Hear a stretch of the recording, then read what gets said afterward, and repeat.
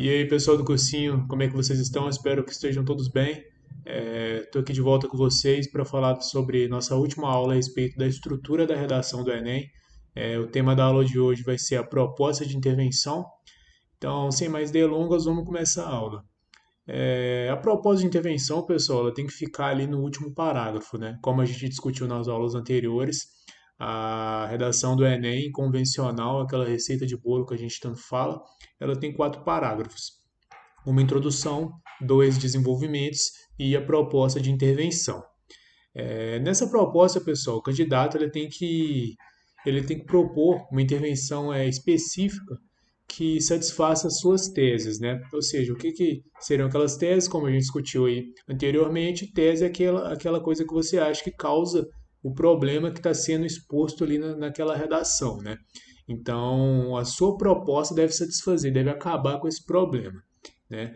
E se você colocou ali duas teses, essa proposta ela tem que ser válida para ambas as teses, ou você também pode fazer uma proposta só, né, no caso, válida para ambas as teses, ou dividir, né, fazer uma primeira proposta e depois uma segunda proposta. É claro que dessa forma você precisa, dessa segunda forma, fazendo duas propostas, né, individualizando uma para cada tese, você precisa deixar ali mais linhas ali, ou dependendo da sua letra, escrever um pouco menor.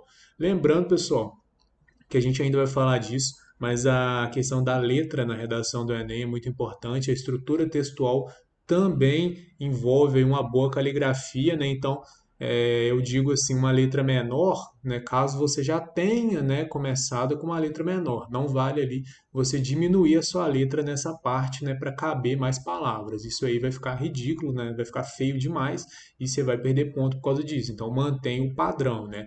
A redação do Enem gosta de padrão. É, Além disso, né, essa proposta de intervenção ela deve ser executada e orientada, né, baseada ali na ação de agentes interventores, né? O que seriam esses agentes? Geralmente aí são os órgãos governamentais. Então, essa redação, essa parte dessa redação, ela deve ser iniciada preferencialmente com o conectivo, né? Conectivo de conclusão, no caso, é o portanto, a fim de, logo, o dessa forma também. Geralmente, pessoal, eu coloco portanto, a fim de mitigar, portanto, a fim de acabar com a problemática X, entendeu? Geralmente eu inicio minhas redações assim. Eu acho que fica muito bom a associação do portanto e do a fim de, né? Então, nessa parte também, uma coisa importante citar é que não é necessário você fazer citações literais, citações culturais, ou seja, não precisa colocar nenhum autor, nenhum livro, nenhum jornal, órgão do governo, digamos assim, IBGE, colocando dados. Você não precisa colocar esse tipo de coisa na proposta de intervenção. Você precisa apenas citar quem vão ser os agentes interventores dessa sua proposta. Então, os órgãos governamentais eles vão ser responsáveis ali pela implementação, né? E eles têm que ser apontados. Então, geralmente, o que a gente coloca? Dependendo da problemática, é claro, né? Mas geralmente é o Ministério da Educação, Secretaria de Cultura, Ministério Público, Ministério da Saúde, né? Então, eu vou citar aqui para vocês alguns exemplos. É claro que são muitos ministérios, né? Nesse governo até teve alguma redução de ministérios, né? Já chegou a ser mais de 30, né? No governo atual são 23, se eu não me engano. Mas mesmo assim são muitos ministérios para serem decorados numa aula só. E ao longo aí da disciplina a gente vai aprendendo aí sobre os outros ministérios, que eu não vou falar agora. Então, dando alguns exemplos aí, mais ou menos qual que é a função de cada um. Por exemplo, a gente tem o Ministério da Economia, né? Que visa aí as políticas sobre salário, emprego, impostos, previdência, privatização, comércio exterior, além de coordenar ali o orçamento federal e a Receita Federal também. Então, às vezes, cai um tema, digamos assim, sobre desemprego no Brasil, sobre economia, talvez ali como a Receita Federal é a problemática da sonegação de impostos, o impacto disso na sociedade, né? Então, tudo isso aí você deveria citar, no caso, o Ministério da Economia, né? Ministério da Saúde. ele é responsável pela Política Nacional de Saúde e Assistência Médica, né? Então, sobre esse ministério aí, os programas Mais Médico, Farmácia Popular, SAMU, também a Anvisa, a ANS, são todos aí responsabilidade do Ministério da Saúde. Então, geralmente, pessoal, quando tiver um problema de saúde aí na sua redação, no caso assim, às vezes, por exemplo, às vezes a redação não necessariamente trata de um problema de saúde pública, assim, algo assim específico, né, que já vem ali no título da redação. Por exemplo, um exemplo clássico aí é bullying, por exemplo. É um problema social, digamos assim, né, mas que causa, digamos, um problema de saúde naqueles alunos ali nas escolas ali que sofrem bullying, né, problemas psicológicos, né, tanto que essa semana mesmo, na verdade acho que esse mês no caso, né, o mês passado, não me recordo bem, mas teve aí, eu acho, dois atentados nos Estados Unidos, né? Eu sei que um foi dentro de escola, né? E aí, por que que isso acontece, né? A saúde psicológica daquele aluno ali é afetada. Então, será que se eu propor talvez o acompanhamento aí psicológico dentro das escolas públicas do Brasil, será que isso não seria amenizado? Claro que aqui não tem essa recorrência tão grande de atentados em escola, mas o bullying é sim presente nas nossas escolas e isso causa, de qualquer forma, algum impacto na vida social e na saúde psicológica desses alunos, né? Então, no caso, você estaria algo desse tipo aí, por exemplo, o bullying nas escolas do Brasil, você poderia colocar ali o Ministério da Educação intervindo com a alocação de um psicólogo, por exemplo, nas escolas, né? Sendo auxiliado ali, talvez, pelo Ministério da Saúde também. Falando no Ministério ali da Educação, como a gente falou de escola, a pasta, né, sugere todos os assuntos referentes à educação, como a organização do Enem, o currículo, orçamento, né, das universidades públicas e escolas, né? Então, tudo que você vai intervir na escola, né, por exemplo, a gente colocou ali o Ministério da Saúde dando uma assistência para esses alunos, mas eu também poderia colocar o Ministério da Educação, em conjunto com o Ministério da Saúde, né, por meio da criação de um projeto de lei, instituir a presença obrigatória de um psicólogo em todas as escolas, né, públicas do Brasil. Por exemplo, isso aí seria uma proposta de intervenção para o tema do bullying, como eu disse, né, problemas psicológicos causados aí pela convivência entre os alunos aí. Também outro tipo de situação, né, você tem uma problemática muito grande, por exemplo, o Ministério da Educação geralmente ele está muitas vezes na redação, né, quando a problemática é muito grande, que envolve muitas partes sociais, né, porque a conduta do indivíduo na sociedade passa muito pela questão da escola, né, a escola ali é, digamos assim, um meio de inserção primária desse indivíduo dentro da sociedade. Então, tudo que o indivíduo vê na escola influencia muito na vida futura dele, né? Então, você pode citar o Ministério da Educação em diversas ocasiões. Ministério do Meio Ambiente, eu quis trazer esses como um dos exemplos, porque a gente viu nos últimos anos aí crescer muito o debate a respeito aí de problemas ambientais, queimadas, desmatamento, garimpo ilegal. Então, o Ministério do Meio Ambiente abriga pastas interessantes aí, como o ICMBio e como o IBAMA também, né? Então, para quem não sabe, o ICMBio é o Instituto Chico Mendes, né? É um instituto de preservação ambiental, ele possui aí o controle de algumas reservas ambientais, né?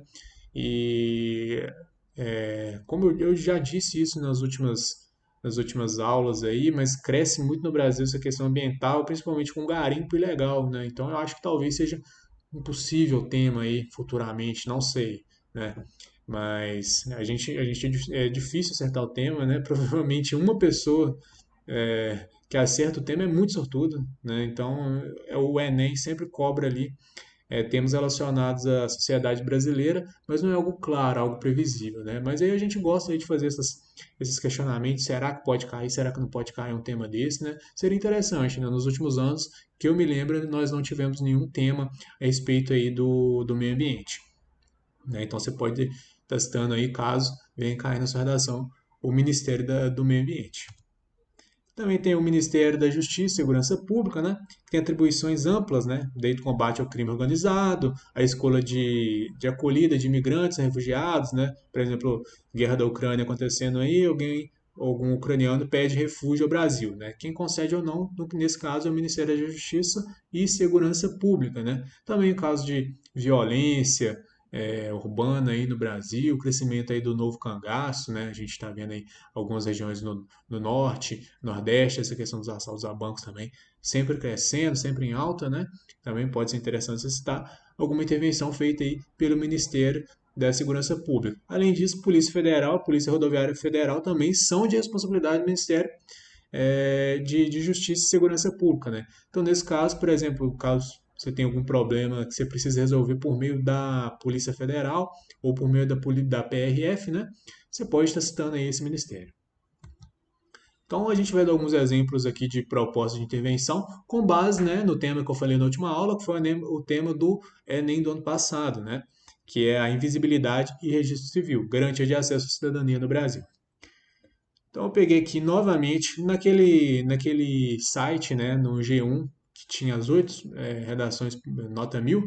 Peguei lá 2 exemplos aqui, vou estar mostrando para vocês como que a gente faz essa proposta de intervenção. Então aqui o trecho da redação da Sara Fernandes Paulista, ela inicia aqui, eu vou estar lendo aqui com vocês, então vamos lá. Há, portanto, a urgência de findar essa problemática notória na estrutura do Brasil. Cabe, então, ao Ministério da Família e dos Direitos Humanos, responsável pelo encabeçamento da manutenção da Seguridade Social, promover em parceria com prefeituras e subprefeituras um aumento da eficácia de registro civil nos municípios. Essa ação irá ocorrer por meio de campanhas, as quais promoverão a conscientização sobre o acesso aos direitos civis e o documento da contratação de funcionários dos fóruns para agilizar o registro, principalmente das certidões de nascimento. Dessa maneira, haverá distribuição da marginalização de uma parcela populacional, seja ativamente pela garantia de acesso à cidadania, seja pelo rompimento do ciclo de invisibilidade. Então, nesse trecho aqui, pessoal, vocês notem que ela citou o Ministério da Família e dos Direitos Humanos, né, da ministra Damares, se eu não me engano, para estar resolvendo essa questão. Então, a proposta dela, né, é que as prefeituras ali criem um projeto ali para conscientizar, né, a população sobre os direitos civis, né, e assim eles possam, né, correr atrás dessa questão do documento, né, de se registrar, principalmente ali como o próprio texto diz, da certidão de nascimento no caso. Já nesse outro trecho, eu marquei em amarelo que ela usa o Ministério da Educação. Então a gente vai ler agora, né? Vamos ler agora e ver o que está acontecendo aí, o que ela está propondo, para ver por que nenhum foi um ministério e nesse aqui foi outro. Será que eu posso fazer isso? A gente vai ter esse entendimento agora. Então, portanto, observa-se que a questão do alto índice de pessoas no Brasil sem certidão de nascimento deve ser resolvida. Para isso, é necessário que o Ministério da Educação forneça políticas de instrução da população acerca dos seus direitos. Reforce, na verdade, li errado. Tal ação deve ocorrer por meio da criação de um projeto nacional de acesso à certidão, o qual irá promover nas escolas públicas de todos os 5.570 municípios brasileiros debates acerca da importância do documento de registro civil para a prestação da cidadania, os quais irão acontecer tanto extracurricularmente quanto nas escolas de sociologia, nas aulas de sociologia. Isso deve ocorrer a fim de formar brasileiros que, cientes dos seus direitos, podem mudar o atual cenário de precária cidadania e desigualdade. Então, nesse caso que ela já cita o Ministério da Educação, é uma proposta que eu gostei mais, porque quando você fala de falta de registro civil, geralmente o primeiro registro civil é a certidão de nascimento. Então, o que acontece? Quem não tem certidão de nascimento e está na escola, né, na verdade é difícil, né, ser matriculado na escola sem uma certidão de nascimento. Não sei se isso é possível, né, não me lembro qual é o procedimento para ser feita a matrícula de um aluno na escola, principalmente da rede pública, mas ela é uma área, a escola ali é uma área que atinge, né, jovens ali, né, no caso as crianças, né, que ainda não passaram por tantos problemas por essa falta dessa documentação. Então, digamos assim, está em tempo ainda de correr atrás, né, antes que você esteja um prejuízo, né, porque depois que fica maior de idade, você vai tentar tirar uma habilitação, vai tentar tirar uma carteira de trabalho, você não vai conseguir porque você não tem ali seu registro civil, no caso, sua certidão de nascimento, né. Então, é bem interessante essa ação voltada para o público, né, escolar. Além disso, também, pessoal, o público escolar ele vai receber essas informações ali na escola e vai chegar e vai conversar com os pais também, né? Geralmente, principalmente criança, né, gosta bastante de falar, ô, mãe, pai, hoje eu fiz isso na escola, a tia falou isso, falou aquilo, né?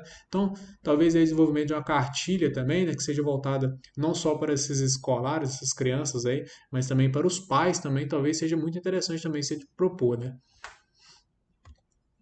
Então, pessoal, com base nessa aula, eu vou pedir para vocês aí, né? Eu vou propor para vocês aí, né? Vocês construíram uma redação agora, né, que a gente já falou sobre a estrutura completa da redação, né? Então, caso vocês tenham alguma dúvida, vocês podem me mandar mensagem, podem retornar às aulas, para que vocês peguem esse conhecimento, né, e apliquem na construção aí de uma redação com o seguinte tema, né? A persistência da violência contra a mulher na sociedade brasileira. Então, o tema mais simples, né? Esse foi o tema do Enem de 2015, se eu não me engano. É um tema mais fácil de desenvolver. Infelizmente, a violência contra a mulher está constante na sociedade, né? Todo mundo está cansado de ouvir falar disso, infelizmente, né? Então, é um tema aí que seria mais fácil de desenvolvimento, na minha opinião. Né, para vocês agora que estão começando a aprender a redação. Depois a gente vai para os temas mais complexos, né, como foi o tema do ano passado, o tema de 2018, né? Então são temas um pouco mais complexos, mais difíceis, mas ao longo do ano a gente vai fazer esse desenvolvimento. Aqui embaixo tem um QR Code do material complementar, que é a folha de redação, no caso, né? A folha com os textos orientadores, no caso, né? Para vocês darem uma lida e aí tentar escrever dentro das 30 linhas, né? Essa redação. Eu vou tentar postar também esse material complementar lá na página do cursinho, que eu não sei se todos vocês têm acesso aí por meio, né, do QR Code, né? Às vezes algumas pessoas devem ter uma dificuldade de acesso. No mais, quero agradecer a atenção de vocês aí, para quem assistiu a aula.